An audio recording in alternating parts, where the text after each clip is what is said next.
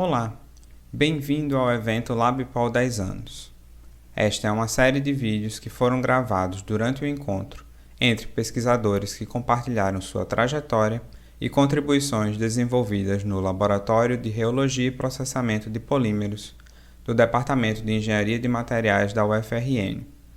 Meu nome é Felipe Pedro Gomes e serei o mestre de cerimônias para o evento.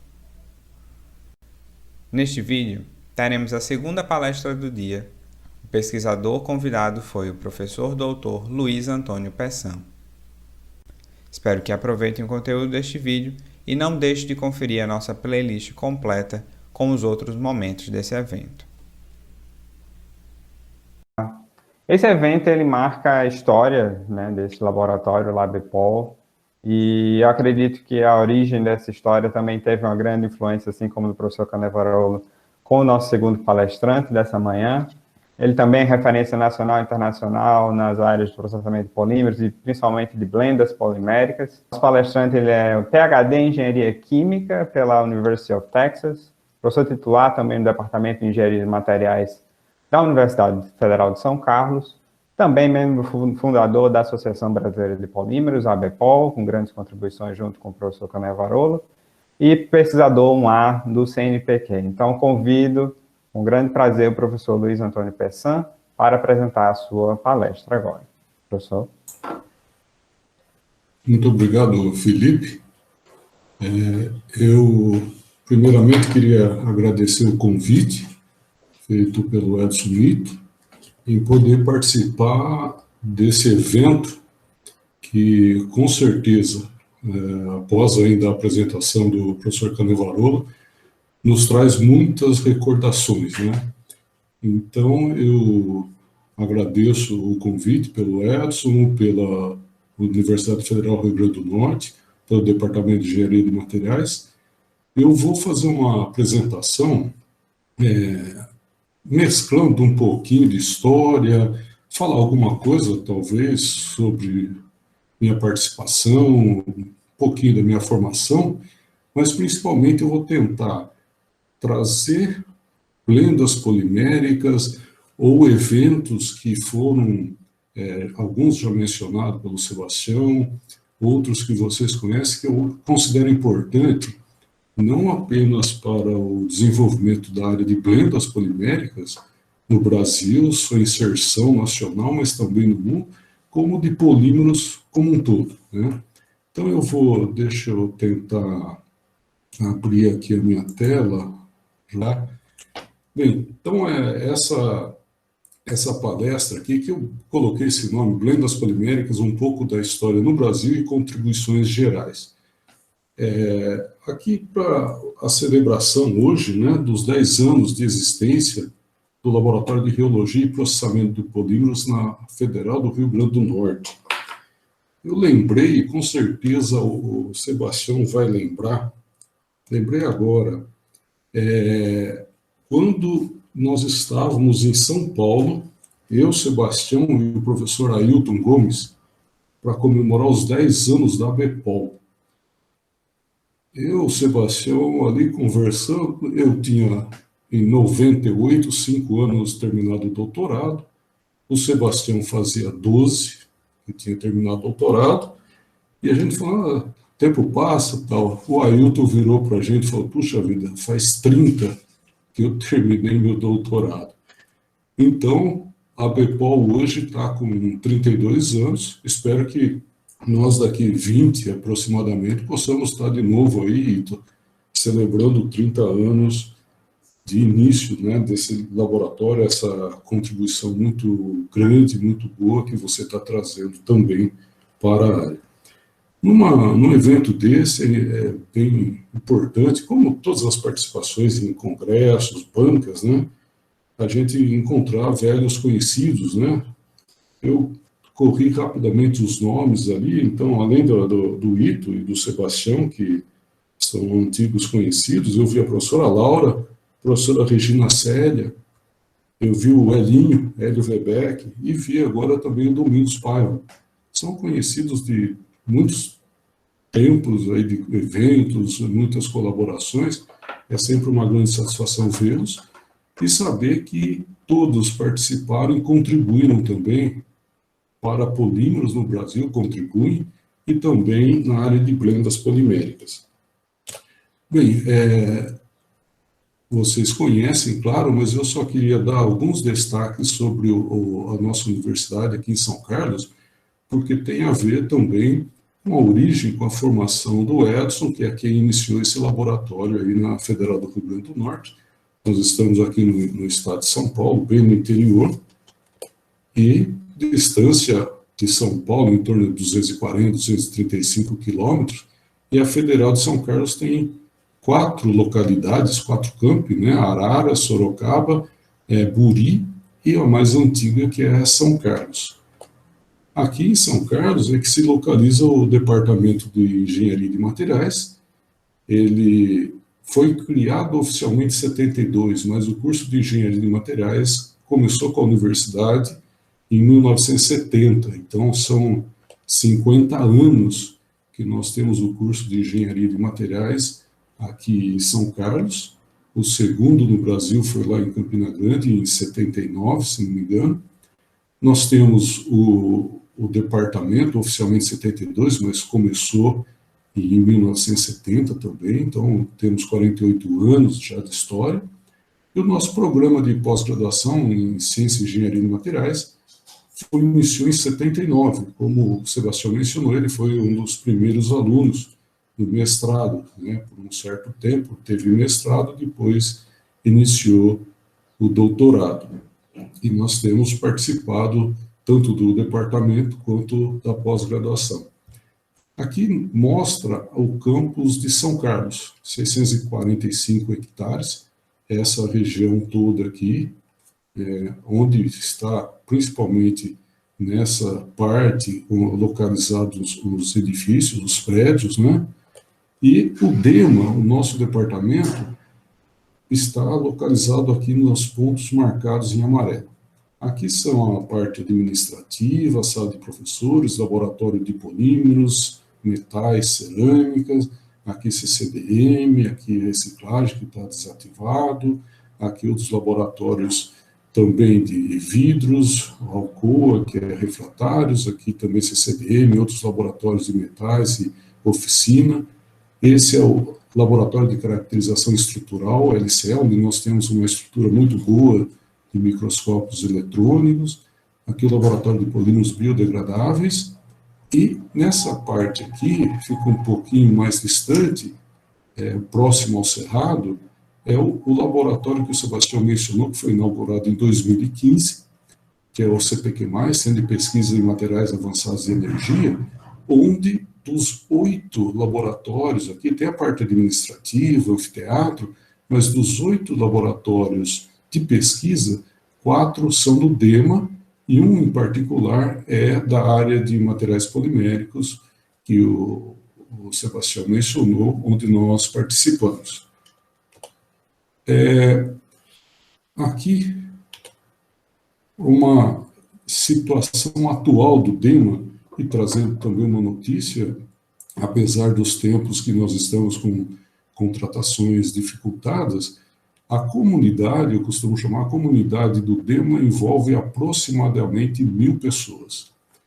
Desses, nós temos 46 professores tempo integral, sendo que desses 46, 24 contratados, um assinou na área de polímeros semana passada, demorou para convocar por conta da situação no país, que está dificultando a contratação, foi convocado, então nós temos 24 professores nas 3 áreas, metais, cerâmicas e polímeros.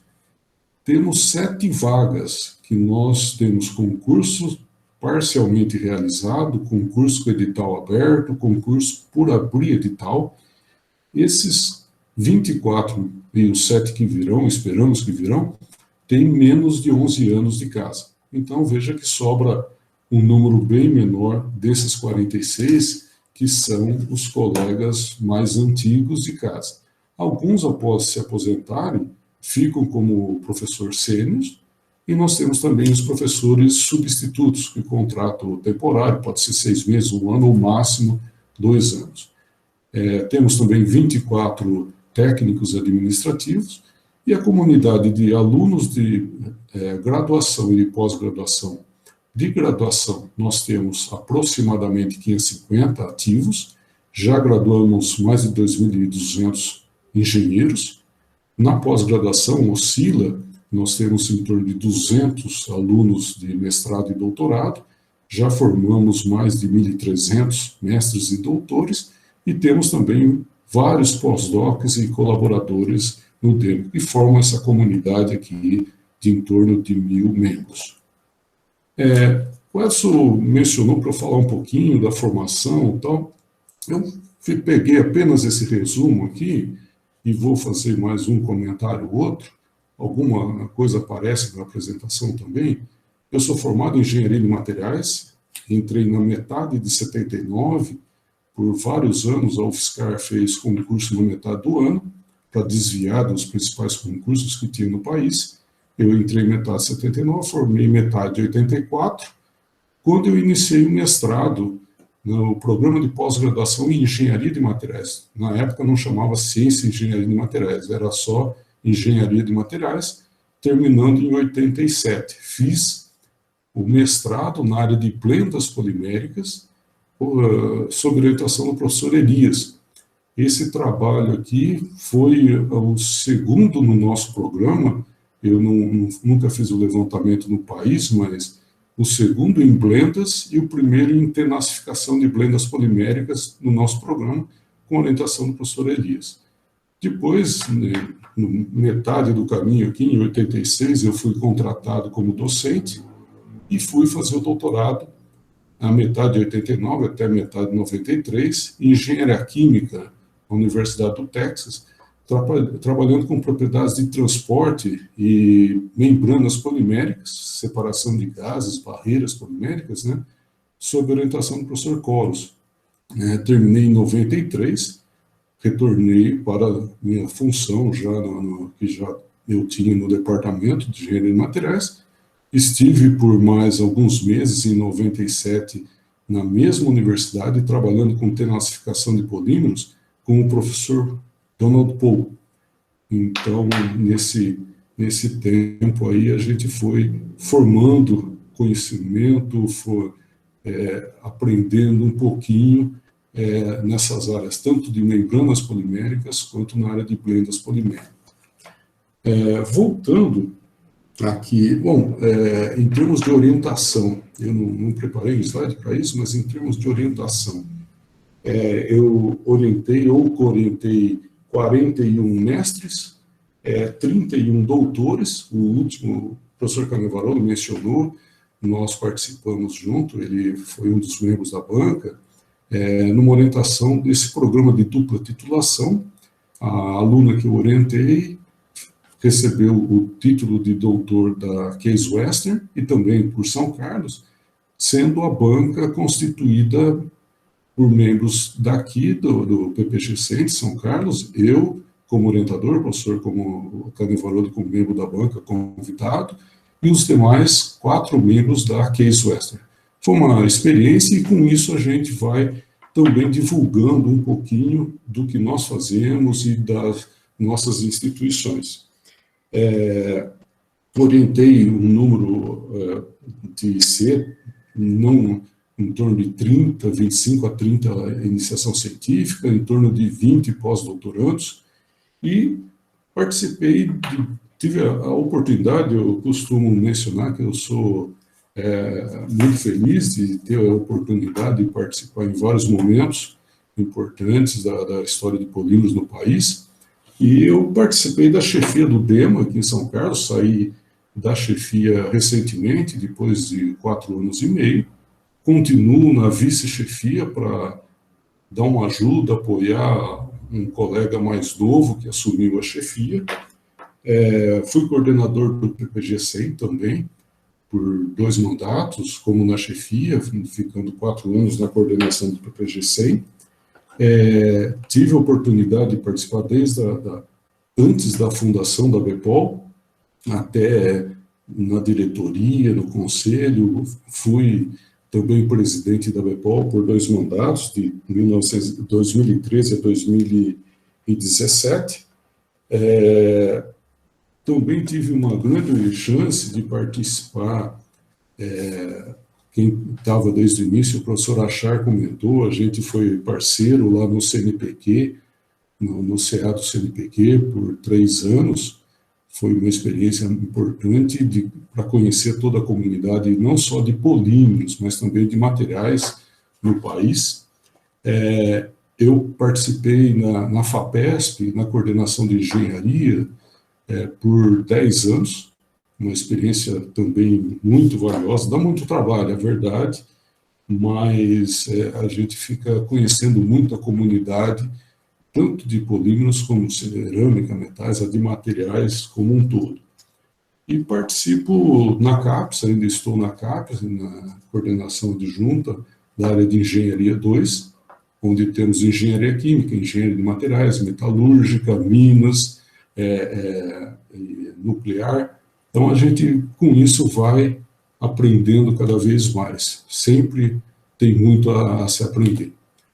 Bom, eu não poderia, como eu falei, eu vou mesclar algumas coisas técnicas com outras, quero comentar alguns bastidores, algumas histórias com vocês, que eu acho que às vezes a gente fala, participei no congresso, mas não sabe o que aconteceu antes ou durante a participação no congresso. Bem, não poderia falar sobre blendas poliméricas sem falar da definição, né, de blendas poliméricas.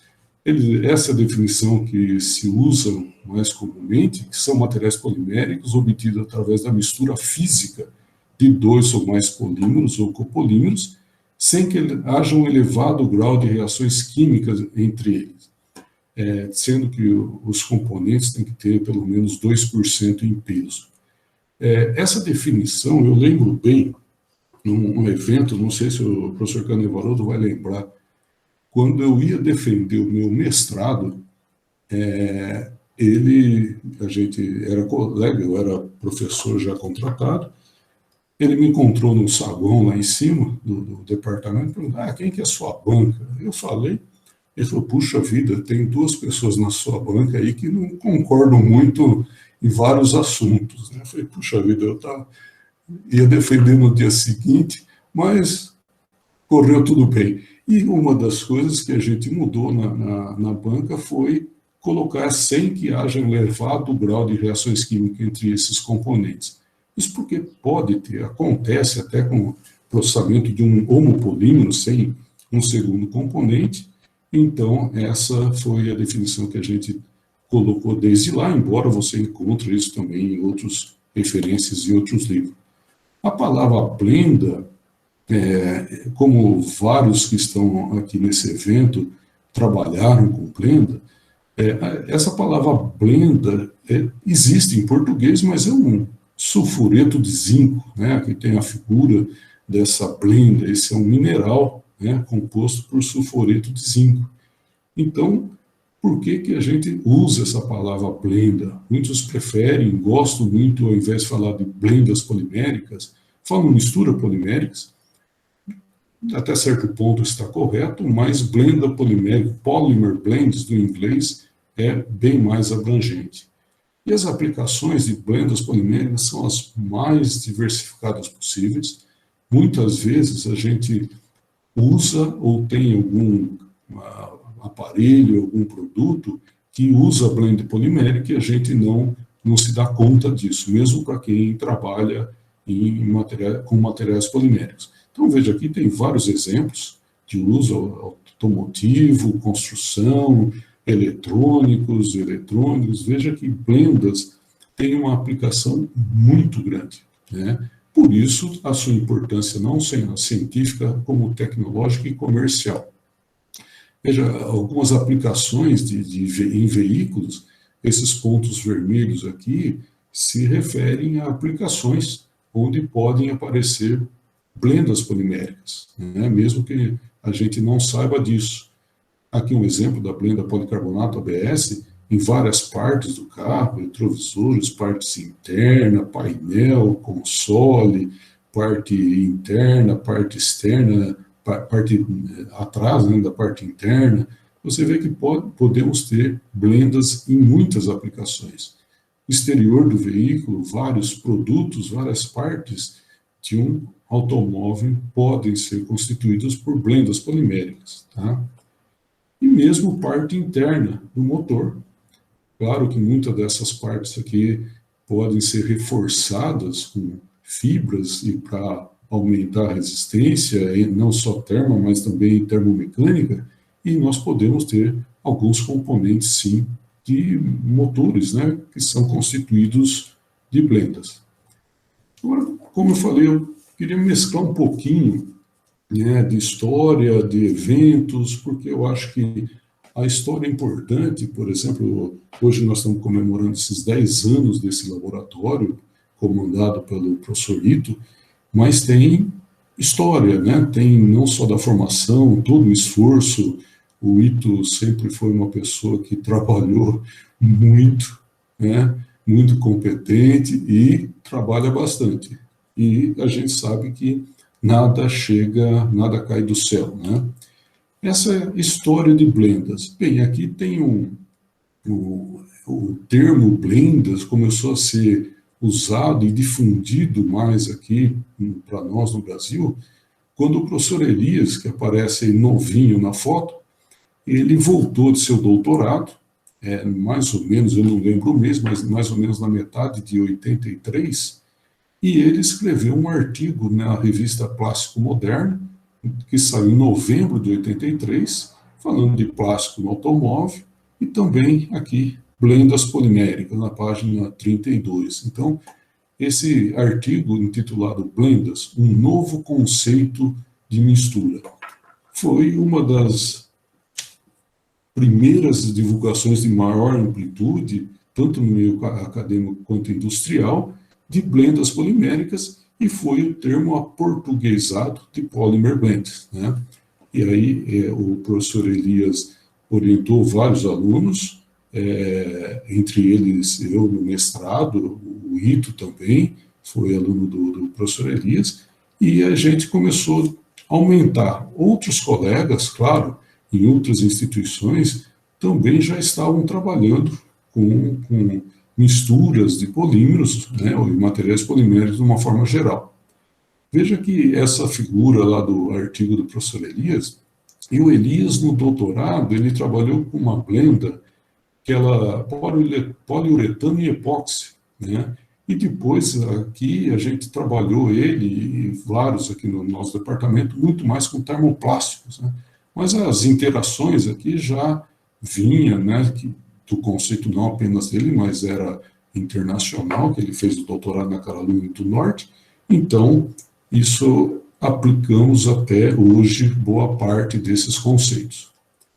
Quando se fala de blendas poliméricas, em um curso ou na formação de alunos, a gente tem que falar desses aspectos importantes. E o primeiro dele é termodinâmica, né? Ou seja, como vai ser a interação entre os componentes que eu estou tentando misturar. Vai ser uma mistura favorável, eu vou ter sucesso em obter as propriedades que eu desejo ou não. É importante falar também de microrreologia de mistura, ou seja, a microestrutura que eu vou obter através do comportamento reológico desses materiais que estão em contato bastante próximo no equipamento de mistura. Vou precisar compatibilizar, caso esses dois componentes não sejam compatíveis, né? Mesmo que não sejam miscíveis, eu quero que eles sejam pelo menos compatíveis. A caracterização é fundamental, porque se não fizermos uma caracterização, fica difícil explicarmos resultados baseados apenas em suposição. O processamento é importante, processamento de blendas poliméricas, existem vários equipamentos disponíveis, várias formas de processar, então quem trabalha com blendas deve ter um pouco de conhecimento, pelo menos o básico, para saber como o processamento vai influenciar em toda essa estruturação para que possa levar a obter bons resultados. Uma das áreas que mais se usa blendas poliméricas é na tenacificação, e aí nós temos muita contribuição em termos teóricos para se entender o porquê certas misturas funcionam bem para tenacificar uma matriz poliméricas ou porque não funcionam, e tudo isso são aspectos que devem ser passados para quem se inicia, para quem começa a trabalhar em blendas poliméricas. Nós não vamos falar dessas equações, esse é um evento que eu acho que a ideia não é falar, mas é importante apresentar quem trabalhou com blendas poliméricas e não viu essas equações de variação de energia livre de Gibbs, variação de entalpia, temperatura absoluta, variação de entropia na mistura, e correlacionando tudo isso com a possibilidade ou não de formar uma mistura miscível, se nós vamos ter separação de fase ou não. Então, vem os conceitos do que é importante para que ocorra a miscibilidade, o ΔG negativo, a segunda derivada da ΔG em relação à composição ser positiva para a estabilidade das fases. Isso tudo é passado em um curso ou para quem trabalha na área de blendas poliméricas. Aqui é aquela figura que é tão importante quando a gente ministra um curso em blendas poliméricas, falar dos critérios para a ocorrência de miscibilidade, mostrando esses diagramas aqui, onde você vê a variação de ΔG de mistura em fração da composição das blendas ou dos materiais que você está misturando. Isso aqui é apenas para relembrar também vocês que através daquelas curvas nós podemos encontrar as curvas de coexistências, a binodal, espinodal também daquelas curvas, e isso tudo são conceitos importantes para quem trabalha na área de blendas. Claro, se a pessoa for trabalhar e quer apenas obter resultados, pode ser que ele obtenha, mas é importante que ele tenha um conhecimento básico para saber se ele talvez tenha acertado na trave e não feito o gol, e aí, com o conhecimento técnico científico, ele consegue mudar um pouquinho e fazer o gol. Então, aqui nesse resumo de misturas, desde solvente-solvente até solvente-polímero, polímero-polímero, em blendas poliméricas, eu apenas estou ressaltando a importância do tamanho das moléculas dos materiais poliméricos, ou seja, o aumento da massa molar diminui a variação de entropia de mistura. Com isso, nós perdemos a entropia configuracional, que vai dificultar obtermos um sistema miscível. Mas obter um sistema miscível nem sempre é o objetivo. Às vezes nós queremos ter um sistema immiscível para potencializar diferentes mecanismos de atuação e, por exemplo, tenacificação de um sistema polimérico.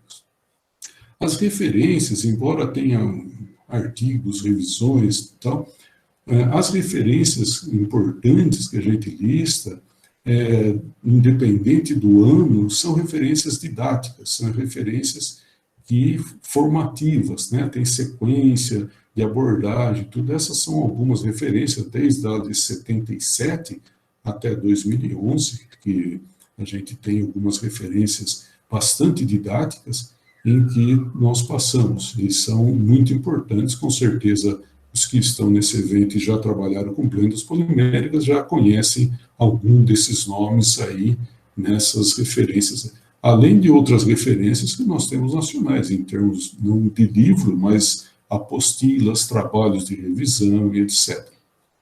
Bem, vou comentar agora sobre algumas contribuições da área de blendas poliméricas e de pesquisadores de área de blendas poliméricas e polímeros de uma forma geral, tanto no Brasil quanto no exterior.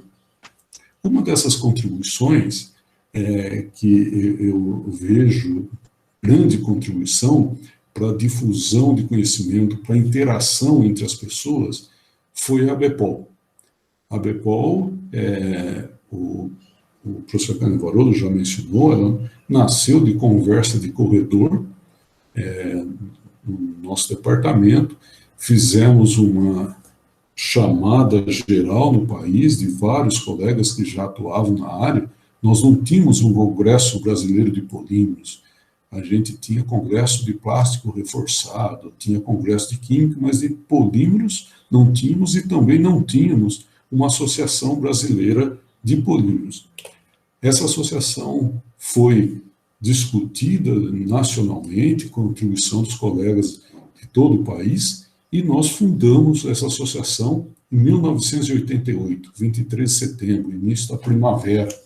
Essa é uma foto do evento da fundação, que teve participação de muitos colegas. A gente, de vez em quando, eu pego a lista dos que assinaram a ata de fundação, muitos colegas ainda hoje participando no meio acadêmico, alguns já se foram, mas uma boa parte ainda está participando.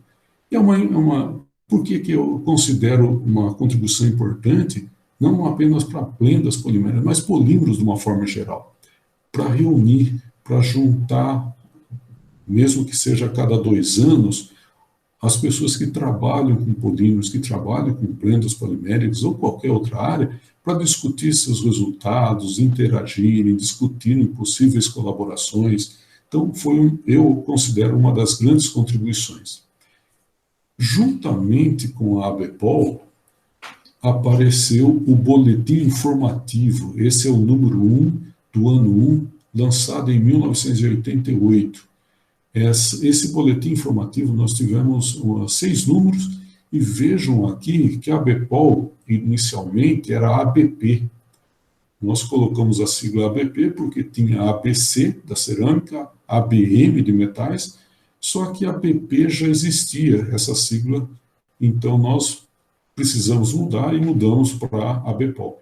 Esse foi um boletim informativo, tivemos 6 números desse boletim, o primeiro saiu em 88, e ele é o precursor da revista Polímeros, Ciência e Tecnologia, que hoje está com a editoria-chefe pelo professor Sebastião, e já tivemos tantos números desde a primeira edição da Polímeros, Ciência e Tecnologia, e esse primeiro número da Polímeros apareceu em 1991, primeira edição, quando do primeiro Congresso Brasileiro de Polímeros. O primeiro CBPOL foi organizado em 1991, era um dos objetivos que nós tínhamos com a fundação da ABPOL, era termos um congresso, a nossa associação, mas também ter um Congresso Brasileiro de Polímeros e uma revista brasileira que tratasse especificamente de polímeros. Então, isso se concretizou em 1991, e a importância desses congressos. Inicialmente, alguns colegas aí participantes desse evento vão lembrar, nós queríamos também colocar o Brasil no mapa mundial em termos de polímeros, né? Desenvolvimos bons trabalhos aqui, mas é importante que você divulgue também para o exterior. Então, nas primeiras edições do Congresso Brasileiro de Polímeros, nós sempre trouxemos muitas pessoas do exterior, e isso possibilitava que eles conhecessem não só a boa pesquisa, os bons trabalhos que eram e são feitos aqui no Brasil, mas também possibilitava interações e intercâmbios, né? Muitos alunos foram e vão hoje para o exterior por conta de colaboração, interação que que todos, né, fizeram ao longo desses anos. Outra participação muito importante que nós tivemos foi no PPS, a Polymer Processing Society. O ABPOL, o CBPOL, nós tivemos a primeira edição em 91, tivemos a 15ª edição em 2019, então nós tivemos 15 edições do CBPOL, e eu não fiz o levantamento se outras pessoas, mas eu participei de todos os CBPOLs até hoje. No primeiro, em 91, foi na metade que eu estava fazendo o doutorado nos Estados Unidos, eu consegui que meu orientador me autorizasse, me pagasse a passagem, né, para vir. Eu vim, fiquei acho que 5, 6 dias aqui no Congresso, vi meus pais aqui e voltei para lá. Em 93, quando teve o segundo congresso, foi um mês depois que eu tinha retornado, e desde então eu participei em todos. Espero continuar participando, se assim a gente conseguir. O PPS, né, o professor Sebastião já falou das participações, e, outros congressos internacionais, claro, são muito importantes que a gente participe, mas nós aqui em processamento participamos principalmente do PPS. Algumas participações antes já tinham ocorrido, mas em 2001, PPS 17, em Montreal, no Canadá, nós fomos em um grupo maior, com o objetivo de trazer o PPS para ser organizado no Brasil. Nós queríamos organizar o PPS, o anual, que é o maior, antes, mas saímos de lá com o compromisso de organizar o regional em 2004, que foi organizado em Florianópolis, e o anual, e o PPS 23, que foi organizado em 2007 em Salvador, Bahia. Então, isso foi importante. Eu entendo como importante, porque toda a divulgação também nessa área de processamento, a participação de pessoas, intercâmbio, a participação minha, do Sebastião, do Elias, antes também como representante internacional na PPS, decorre dessa nossa participação inicial aqui, quando nós fomos para Montreal tentar apresentar a proposta lá para a diretoria da associação. Você tem que apresentar uma proposta que é discutida, né, tem que ser apresentado, uma vez aprovada, você tem que levar toda a reunião, todo o congresso anual, você tem que levar como estão os preparativos, ou seja, é um processo bem interessante para que reduza as possibilidades de dar errado. Então, essa participação em congressos, organização de eventos, várias formas de congresso, participação em edição, publicação de periódico, isso tudo traz visibilidade para os pesquisadores, quer sejam os docentes, os alunos, todos os envolvidos, facilita interações, facilita a participação de projetos comuns e leva ao crescimento e desenvolvimento da área. Isso foi o que aconteceu com blendas poliméricas e também com a área de polímeros em geral. Eu estou comentando apenas parte dos congressos, parte das participações, mas em vários outros campos, na área de química também teve muita contribuição para que a comunidade brasileira ficasse cada vez mais conhecida. Teve um destaque especial que eu gostaria de comentar com vocês, no 12º CBPOL, esse aqui foi em Florianópolis, onde o professor Elias, que a gente comentou, que foi uma das pessoas que mais contribuiu com blendas poliméricas, ele foi agraciado com o prêmio ABPOL professora Leisa Mano, um prêmio de grande destaque para a contribuição na área de polímeros em geral, não é apenas blendas, claro, polímeros em geral no país, para a ABPOL como um todo. Na época eu era o coordenador do prêmio, eu tive a satisfação de entregar o prêmio para o professor Elias, ele dando a sua palestra aqui, e aqui com alguns dos ex-alunos do Elias, né? Claro que ele formou um número muito grande de alunos, mas do congresso que a gente juntou na hora do jantar, foram alguns dos alunos, eu estou aqui e vocês estão identificando esse senhor aqui no canto direito, o professor Edson Nito, que fez mestrado sob orientação do professor Elias e com orientação minha, e depois doutorado com Elias e com orientação da professora Rosário. Aí um comentário de bastidores. Para quem vê essa foto, o professor Elias tranquilo, ele sempre transparecia um ar muito tranquilo, né? Mas antecedeu esse congresso uma preocupação enorme.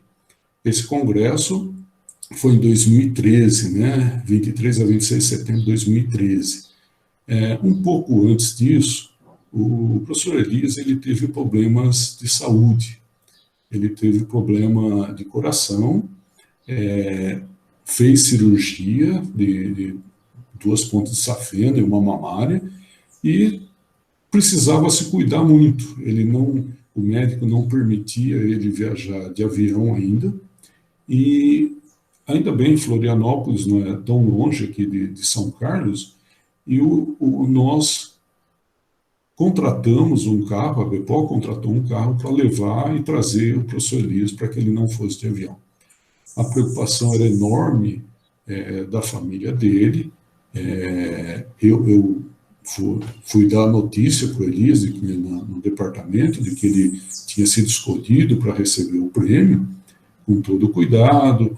Nesse meio termo aí, a família preocupada, o filho dele, a gente conhece o filho, a filha, a esposa, o filho dele veio em casa conversar comigo, como que era, uma preocupação grande com o deslocamento do Elias de São Carlos até Florianópolis e também com a parte de emoção, né? A gente ficava preocupado porque ele estava bem, tudo, mas ele tinha passado por uma cirurgia séria. Então, isso foi feito, deu tudo certo, ainda bem, a gente ficou muito feliz, mas são algumas coisas de bastidores que, às vezes, quem vê lá não sabe a preocupação por trás, não só da organização do Congresso, mas também da participação de alguns colegas.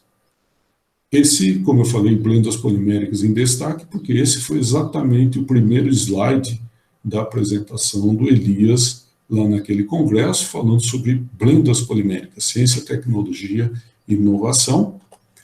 E um dos resultados que o Elias apresentou lá naquele congresso era sobre a blenda PVC-ABS, né, compatível, sinergismo, que a gente sempre comenta, e esses resultados são da minha dissertação de mestrado. Então, a gente usa alguns bons resultados como exemplo sempre em cursos ou mesmo em apresentações de caráter geral. Nós também divulgamos esses trabalhos mundo afora, né? Um dos principais congressos que a gente sempre participa é o PPS. E um dos PPS, eu escolhi esse PPS 22 em Yamagata, Japão.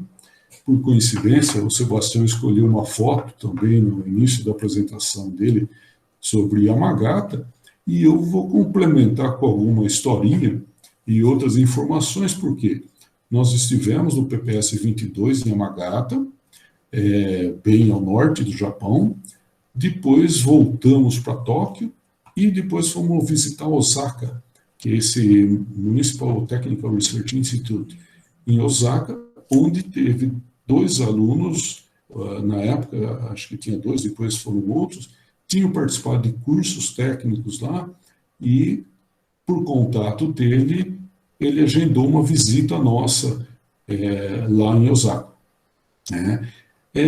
Do congresso em Yamagata, eu não tenho foto, o Sebastião tem aquela, até depois eu peço que me passe, Sebastião, mas eu tenho foto de Tóquio. Mas antes de mostrar as fotos de Tóquio, tem uma historinha. Nós fomos, eu, Elias, Sebastião, e na época um aluno fluente em japonês, que tinha morado 8 anos no Japão. Então nós fomos super tranquilos, né? Descemos no aeroporto, fomos até Tóquio e fomos pegar o Shinkansen. Tá bom, entramos no Shinkansen e todos tranquilos. Eu, Sebastião, Elias, e esse hoje ex-aluno, né? Aquele aluno lá, de repente eu comecei a ver ele preocupado, um ar de preocupado.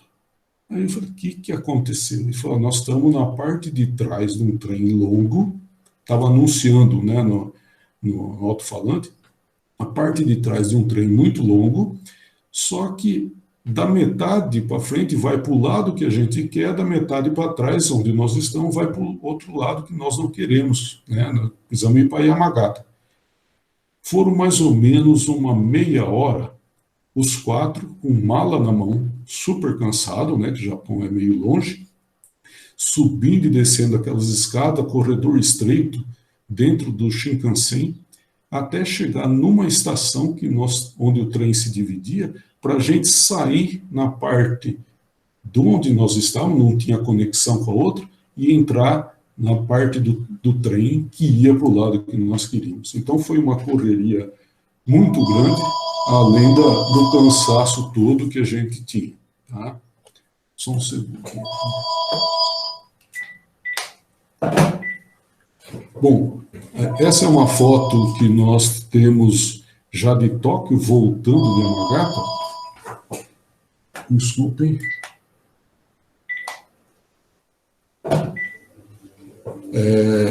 Dá para ver quem que era o nosso guia no Japão, né, o professor Edson Ito, que nos ajudou muito, e se não fosse por ele, a gente ia parar em outro local e não em Yamagata, naquele congresso. Aqui as fotos em Tóquio, aqui o professor Dr. Sakai, que nos recebeu, foi presidente da PPS, já nos conhecia, nos recebeu muito bem lá para algumas visitas. Depois disso, nós fomos para Osaka.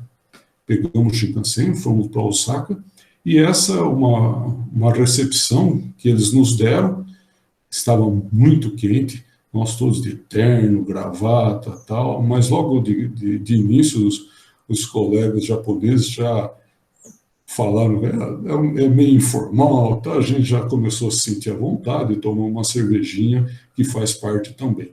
A nossa visita era para alunos de um curso que o Edson Ito participou lá no Japão, que é para estrangeiro. Então, essas são pessoas de diferentes países que eles recebem e oferecem um curso lá de especialização em polímeros, e nós fomos convidados a fazer algumas palestras. Então, aqui está Elias, Sebastião, eu e o Edson, e cada um fez uma palestra sobre sua atividade de pesquisa para esses alunos aqui que participavam daquela edição do curso oferecido lá em Osaka.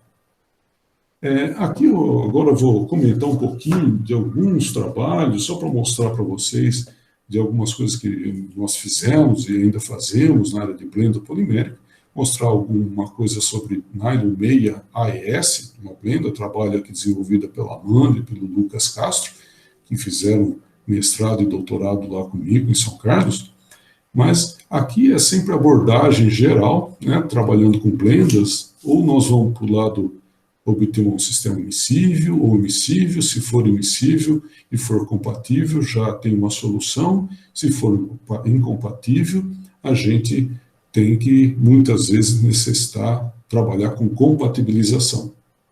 E para desenvolver a estrutura de uma blenda polimérica, é muito importante essa figura para a gente saber se está sem compatibilização ou com compatibilização, para ver o tipo de morfologia que a gente consegue obter, além de todos os parâmetros, desde a razão de viscosidade entre os componentes, tensões de cisalhamento, a interação interfacial, taxa de cisalhamento, composição, velocidade, ou seja, tem muitos fatores que devem ser considerados para que a gente saiba que tipo de morfologia a gente vai obter. Nós temos, na tenacificação de polímeros vítreos, através de blenda polimérica, normalmente a gente adiciona polímeros borrachosos e também compatibilizantes para melhorar essa interação e melhorar a morfologia de forma a que você possa aumentar, esse é um exemplo de PBT-AES, uma resistência a impacto da matriz de 50 joules por metro para 700, 800 ou 1000 joules por metro, né? Um aumento significativo, alterando a microestrutura. E o que se pratica, o que se sabe já há muito tempo, é de quem absorve a grande parte dessa energia de impacto não são as partículas de borracha, é a matriz poliméricas que é modificada através dos mecanismos de tenacificação para que ela possa absorver essa energia de impacto. Aqui outros sistemas que a gente também trabalhou com o PBT-ABS, né, também melhoria da morfologia, ajustes, né, da morfologia para melhorar a resistência a impacto, de 50 joules por metro, indo para em torno de 700 joules por metro. E aqui o porquê disso, essa melhor distribuição das partículas, alterando a distância entre as partículas, para que a gente tenha uma superposição dos dos campos de tensões, né, em torno das partículas. Quando você tem partículas mais próximas, você tem uma sobreposição de campos de tensão, e com isso você consegue um escoamento, uma deformação plástica, que é muito mais eficiente em absorver energia de uma forma mais severa, mais rápida, né? Nós também trabalhamos com nanocompósitos e nanocompósitos baseados em blendas poliméricas, né? Os nanocompósitos, essa figura é clássica, onde a gente incorpora nanopartícula e com uma concentração muito menor, nós conseguimos aumento de propriedade, como a rigidez, módulo, com uma concentração bem menor do que se fosse aditivos ou partículas de dimensões maiores. E nós aplicamos esses conceitos em blendas poliméricas, onde nós queremos sempre ir para uma região com tenacidade e rigidez, resistência mais elevada. E com isso a gente incorpora não apenas as cargas rígidas, mas também as partículas de borracha, para que a gente tente caminhar para materiais com essas propriedades nessa região. Aqui é um exemplo da literatura onde você consegue caminhar para essa direção, né, fazendo a incorporação de dois tipos de aditivo. Aí a morfologia, como ela se desenvolve, como você obtém melhores propriedades, depende da localização também da carga, onde ela se localiza, se é na interfase, se é numa fase, se é outra. Então, alguns estudos que nós desenvolvemos e são desenvolvidos na literatura são para tentar levar uma melhor localização das partículas de argila no reforço dessas matrizes. Aqui é um dos trabalhos que nós desenvolvemos, onde nós trabalhamos com PP, EVA e argila, tentando usar diferentes tipos de argila e observar a morfologia e onde as nanocargas se localizavam para diferentes tipos de argila com diferentes funcionalidades. Aqui nós vimos que dependendo do sistema, a sequência de mistura pode influenciar. Dependendo do sistema, a sequência de mistura não tem influência nessa localização e na modificação das propriedades. Aqui, para o outro sistema de poliamida meia, com ABS e AS, nós também fizemos vários trabalhos com esses materiais, prestando atenção em aspectos como o teor de acrilonitrila em cada um dos materiais que a gente está adicionando a matriz poliméricas, por conta da termodinâmica, da facilidade de interação ou de miscibilidade de uma fase com outra, e observamos nesses estudos para vários tipos de argila com diferentes funcionalidades. Interage mais, mais hidrofílica, mais hidrofóbica, argila natural, são alguns, com certeza, vocês que trabalham em blendas também têm utilizado esse tipo de abordagem.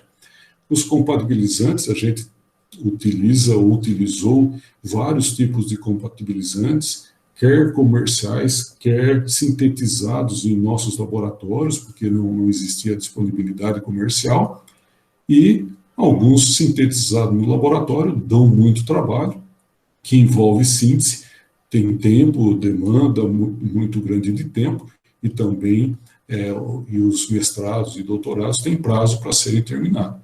E a estratégia nossa, como sempre, é que você consiga que esses compatibilizantes se localizem na interface entre a partícula da fase dispersa e a matriz, melhorando essa interação entre a fase dispersa e a matriz.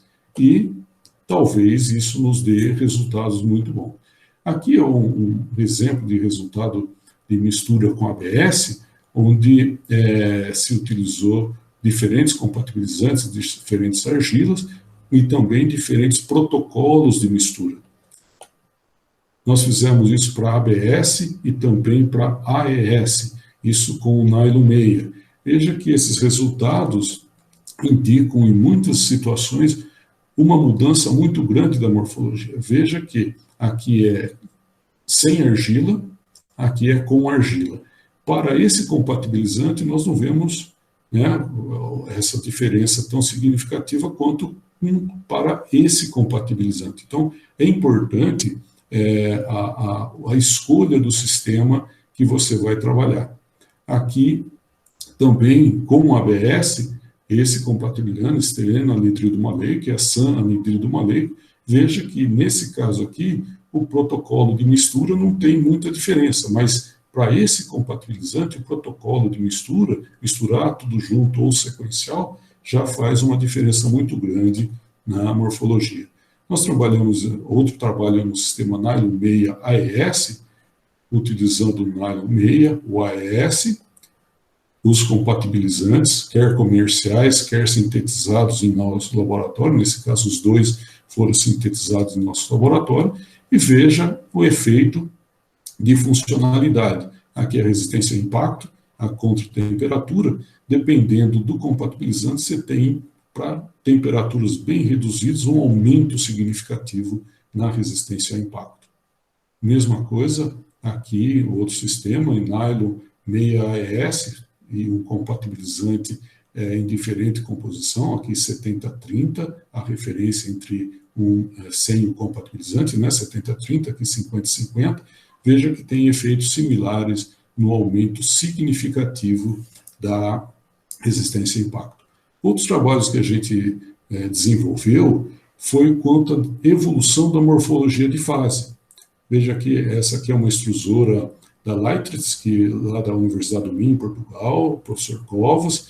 Esse trabalho foi feito em uma época em que ele tinha essa extrusora, eles tinham desenvolvido um sistema de coleta de amostra ao longo do perfil da rosca. Você coleta a amostra sem parar o giro da rosca, congela essa amostra em nitrogênio líquido e depois faz a análise por microscopia eletrônica de transmissão. Então, esse é um sistema nylon 6 AES, aqui mostra a evolução da morfologia de fase em todas essas válvulas aqui, tá? Esse número aqui são válvulas, né, onde se obteve essas morfologias, e morfologia depois de passar para a matriz e depois do material injetado.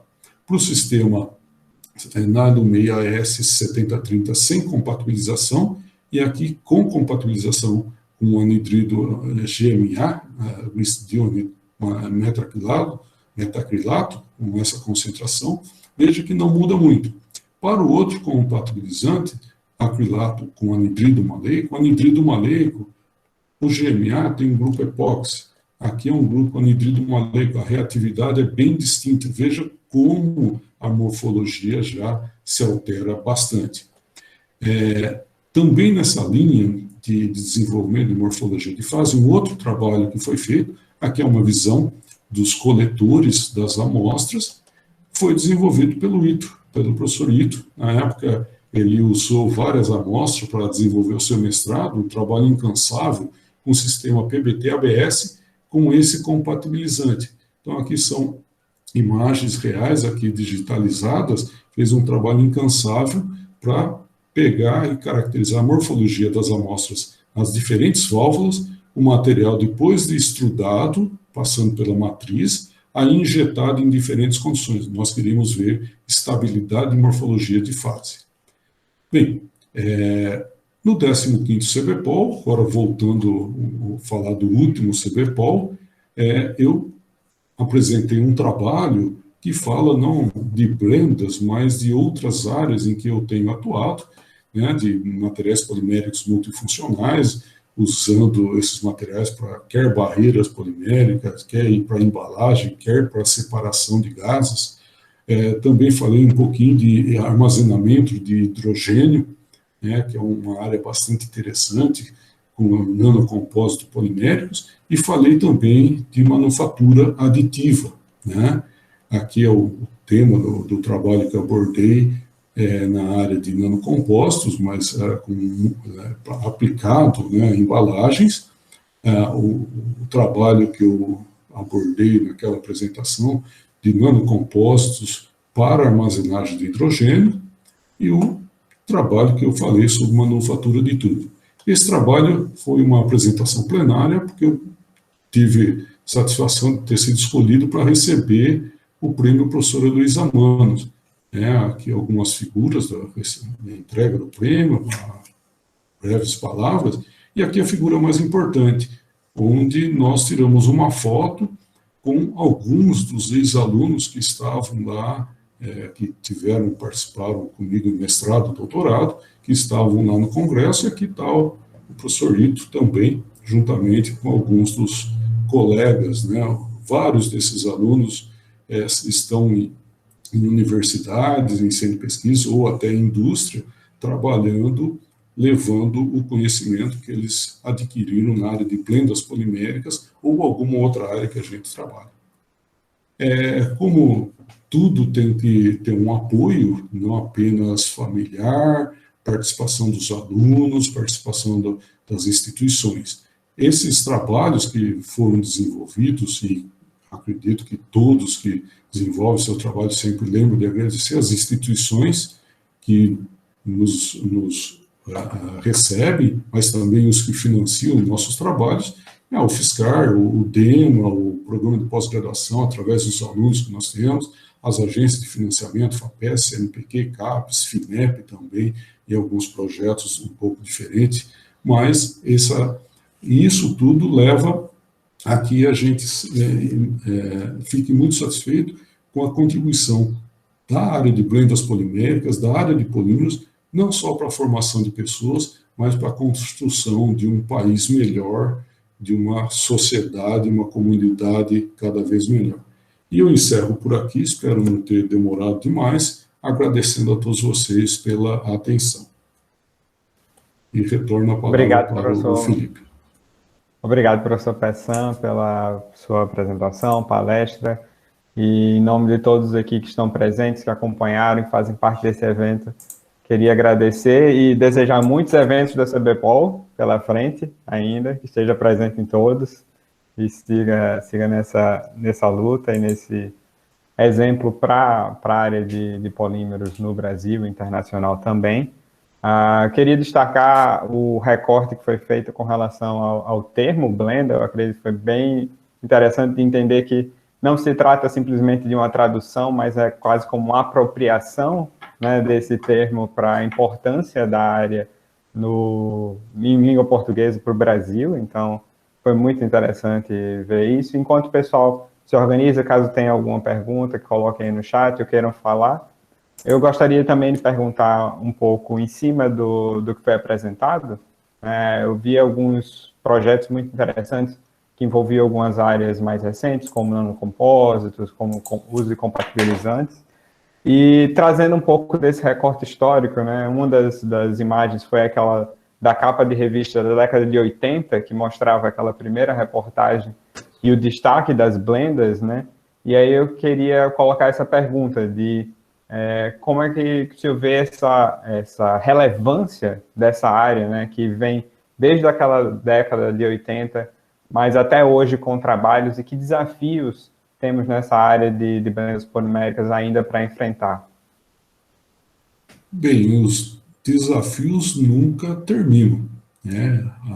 Eles modificam, cada vez mais a gente tem demandas por propriedades diferenciadas, nem sempre nós temos um material único para aplicar com aquelas propriedades, e como blendas a gente procura conciliar diferentes materiais que possam atingir aquelas propriedades, quer num sistema em que você tem a propriedade resultante como uma média, né, uma regra da aditividade para obter aquela propriedade, ou um sinergismo.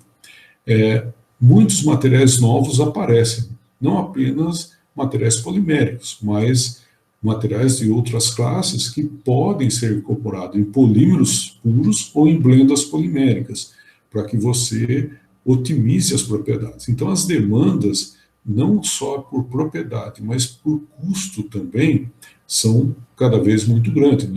Um dos temas importantes hoje em dia é na área de energia, e você desenvolver um material com maior resistência, ou com menor densidade, você vai economizar energia, né?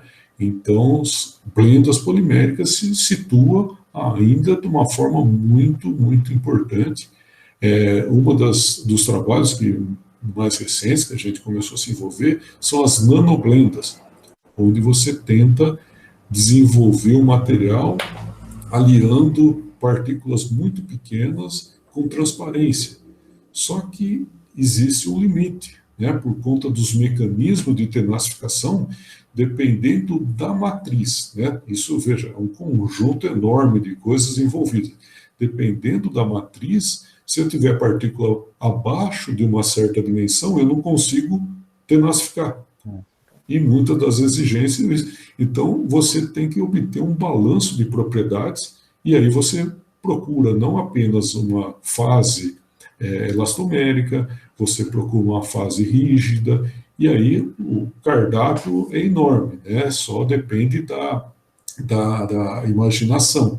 Alguns sistemas que você pode obter com dimensões não apenas das partículas que você incorpora, mas dimensões de camadas, por exemplo, uma estrutura multicamadas, você consegue propriedades, é o que a gente tem tentado fazer em algumas áreas com mimetismo.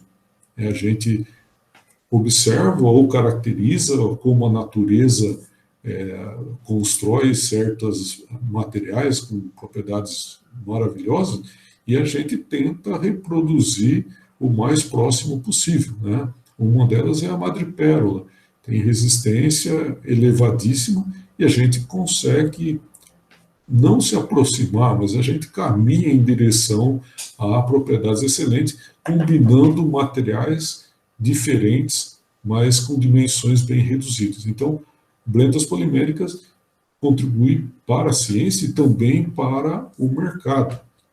Como eu falei, tem muitos produtos no mercado que são blendas poliméricas. Você, às vezes, a própria empresa não divulga a tecnologia que está envolvida ali, mas eles têm o conhecimento de misturar 2, 3 materiais para chegar a um conjunto de propriedades adequado para aquela aplicação. E vai continuar, eu acredito que isso vai continuar por muito tempo ainda. Com certeza, esperamos também com a sua contribuição e de todos que se inspiraram na sua história e no seu trabalho, né? Mais alguma pergunta que alguém tenha? Professor, se quiser fazer alguma... Professor Peção, se quiser fazer alguma consideração final? Não, só agradecer novamente o convite. A gente fica, às vezes, um pouco melancólico vendo a apresentação do Sebastião, a história, a gente começa a lembrar, ainda mais nesse tempo aqui, que as relações, as interações presenciais estão bem limitadas, só que é importante, essas contribuições, esses encontros são importantes, porque o presente só é o presente porque teve um passado construído a muitas mãos, e isso daí é importante. Não ficamos presos no passado, não. Vamos olhar para o futuro, mas é importante conhecer a história. É isso que a gente tentou trazer um pouquinho para vocês aqui, tá? Tanto eu como, eu acredito, o professor Sebastião, aí, colega de tantos anos aí no DEMA. Temos muitas histórias, né, Sebastião? Várias outras. Com certeza, e acredito que esperamos retornar em outros eventos como esse para também continuar escutando mais dessas histórias e elas realmente fazem tanto a nossa formação como o nosso futuro. Então, agradeço novamente, professor Peção, professor Canevarolo.